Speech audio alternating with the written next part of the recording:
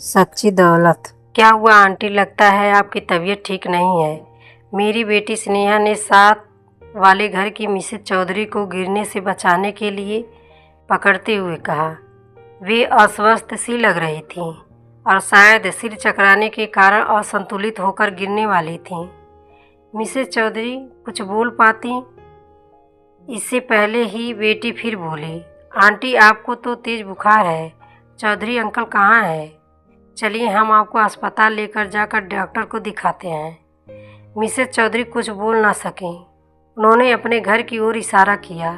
इतने में ही चौधरी जी घर से तेजी से दौड़ते हुए आए। उन्होंने घबराई हुई मुद्रा में पूछा, क्या हुआ? मैं तो तुम्हें इस चबूतरे पर बैठाकर गाड़ी निकालने गया था। स्नेहा बोली, अंकल आंटी को तेज बुखार है, इसी वजह से इन्हें चक्कर आ गया और यह गिरने वाले थी कि मैंने इन्हें पकड़ लिया। इन्हें तुरंत डॉक्टर को दिखाना चाहिए। मैं पापा को बुलाती हूँ, हम अभी डॉक्टर के पास चलते हैं। स्नेहा ने मुझे बुलाकर स्थिति से अवगत कराया। मैंने गाड़ी निकाली। चौधरी साहब और स्नेहा मिसेज चौधरी को बीच में बैठाकर सहारा देते हुए पीछे वाली सीट पर बैठे। हम चारों गाड़ी से अस्पताल के आपातकालीन विभाग में पहुँचे। डॉक्टर ने मिसेज चौधरी को चेकअप किया और उनके उपचार की प्रक्रिया में उनको कुछ इंजेक्शन देकर इंट्रावेशन ग्लूकोज देने के लिए बोतल चढ़ाने की प्रक्रिया शुरू कर दी गई। डॉक्टर के अनुसार मिसेज चौधरी को डिहाइड्रेशन हो गया था, इसलिए रिहाइड्रेट करने के लिए उन्हें ग्लूकोज देना अनिवार्य था।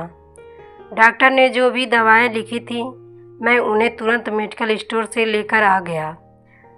स्नेहा मिसेज चौधरी के बेड के पास स्टूल पर बैठ गई। स्टाफ नर्स ने इशारे से मरीज के पास सिर्फ एक व्यक्ति को छोड़कर बाकी लोगों को बाहर जाकर बैठने को कहा, ताकि वार्ड में भीड़ भाड़ ना हो।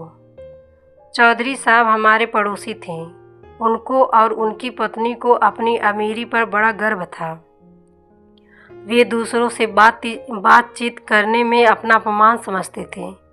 उनके अनुसार उनके पास सब कुछ है और उन्हें कभी भी किसी की मदद की आवश्यकता ही नहीं पड़ेगी।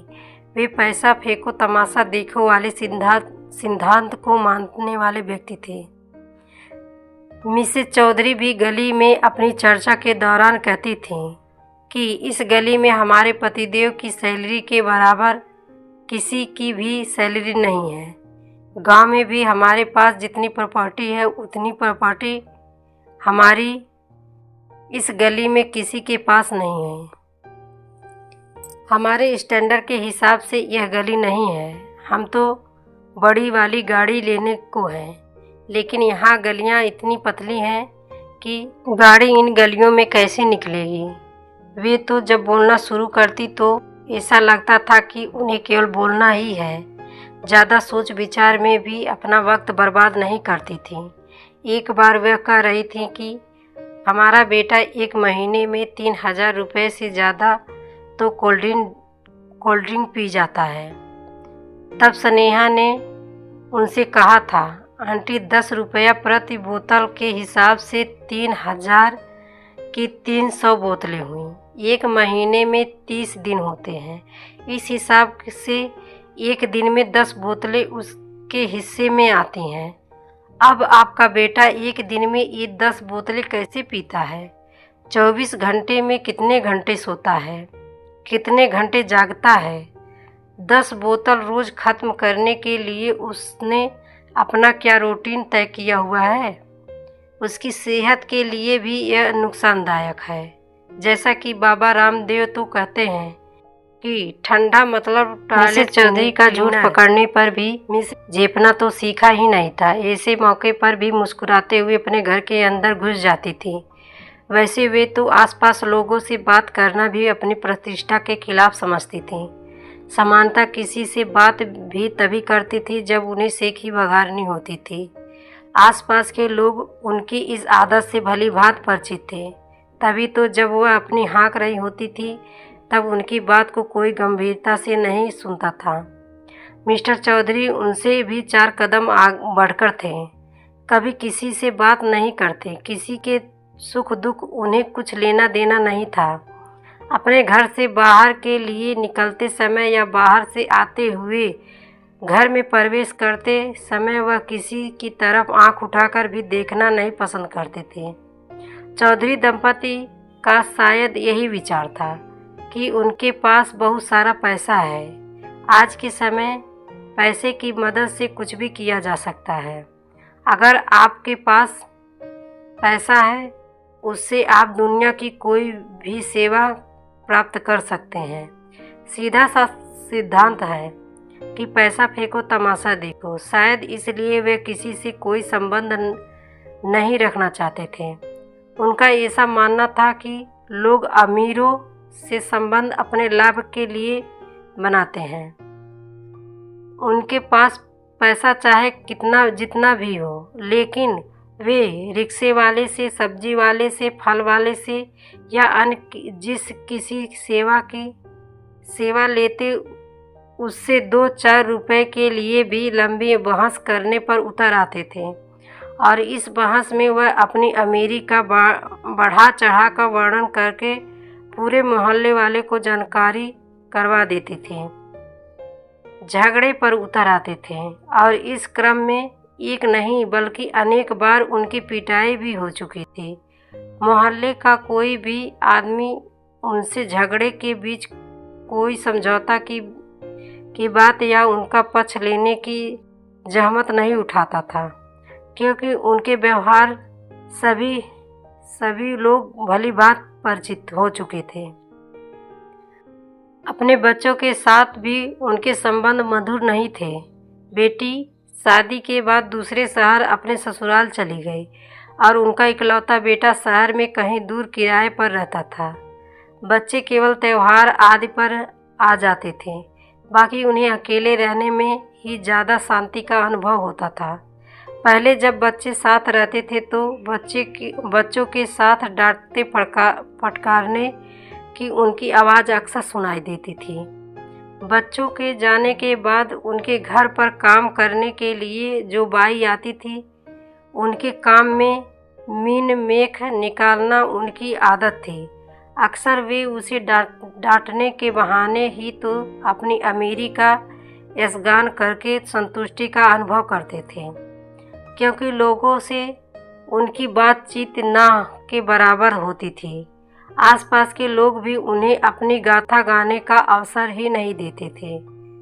इमरजेंसी के बाहर मेरे साथ बैठे हुए चौधरी साहब आज बेहद गंभीर और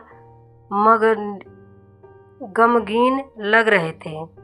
उनके चेहरे की भावना से स्पष्ट था कि वह बेहद परेशान हैं। उनके कंधे पर मैंने तथ्यों ही हाथ रखा। वे फपक कर रो पड़े। मैंने उन्हें धैर्य बंधाते हुए कहा, चौधरी साहब, आप बिल्कुल चिंता ना करें। हम सब तन मन धन सहित आपके साथ हैं। आपको किसी भी प्रकार की चिंता करने की आवश्यकता नहीं है। भाभी जी जल्दी ही ठीक हो जाएंगी। जैसा कि डॉक्टर भी कह रहे थे कि हम लोग उन्हें सही वक्त पर ले आए हैं। देर हो जाना घातक हो सकता था। इतना सुनते ही वह फूट कर रो पड़े। हमारा व्यवहार आप लोगों के साथ मधुर नहीं रहा, लेकिन फिर भी आपने हमारी उन गलतियों की तरफ ध्यान न देकर हमारी मदद की।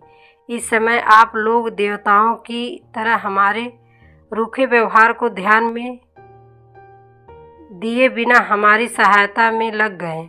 हम आपके आजीवन शुक्रगुजार रहेंगे।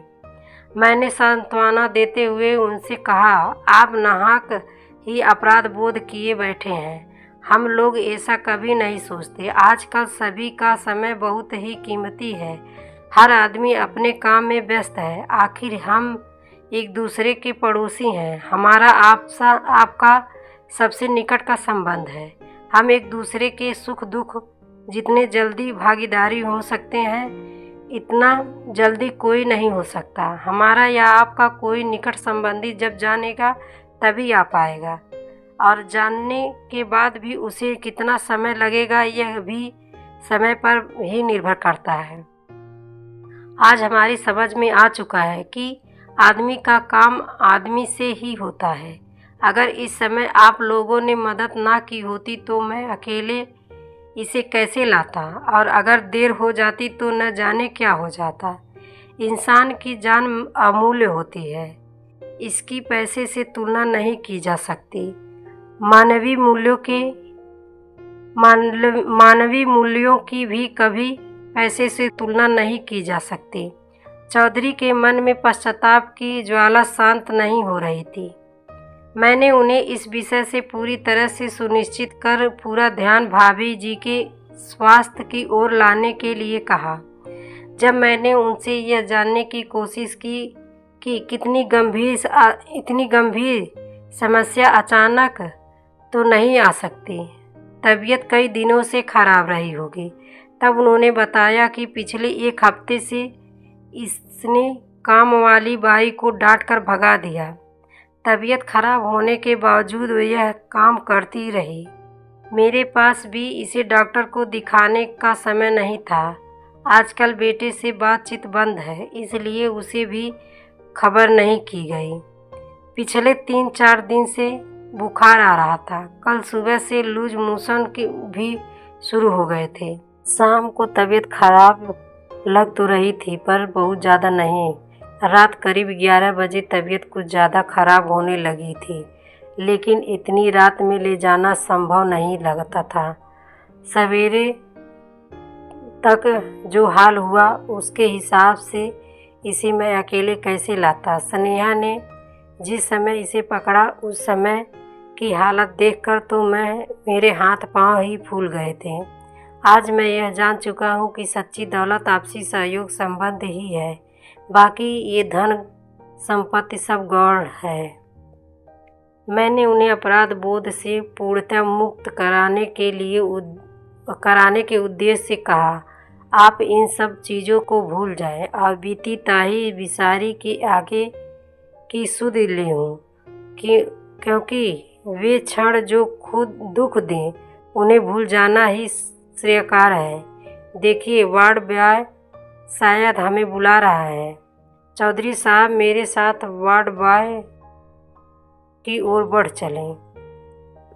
आपको ये कहानी कैसी लगी हमें कमेंट करके ज़रूर बताएं। इसी तरह की अच्छी कहानियाँ यहाँ सुन सकते हैं। आपको स्टोरी पसंद आई हो तो लाइक करके चैनल को सब्सक्राइब ज़रूर करें। धन्यवाद।